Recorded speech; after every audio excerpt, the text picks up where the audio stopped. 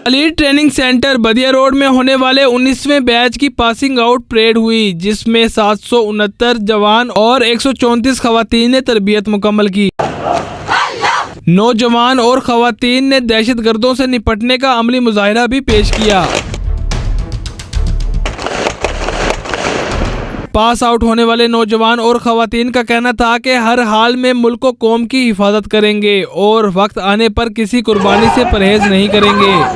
अगर कभी भी हमें अपनी जान का नजराना भी पेश करना पड़ा तो हम अपने वतन के लिए अपनी जान का नजराना भी पेश करेंगे। कमांडो एक्शन, रेड करना, जदीद फायर, मुख्तलिफ तरीकों से फायर और फिजिकल फिटनेस हमें बहुत अच्छी तरीके से दी गई। तकरीब के मेहमान खसूसी सूबाई वजीर बराए इंसदाद दहशतगर्दी सरदार अयूब खान गाजी का कहना है कि कम वसाइल में फोर्स को बनाया है। उम्मीद है कि दहशतगर्दों के लिए सीसा पिलाई दीवार साबित होगी। इंशाअल्लाह ये जवान जेल डिपार्टमेंट और अलीट पुलिस में जाकर उनकी पेशा वराना सलाहियतों में इजाफा करेंगे।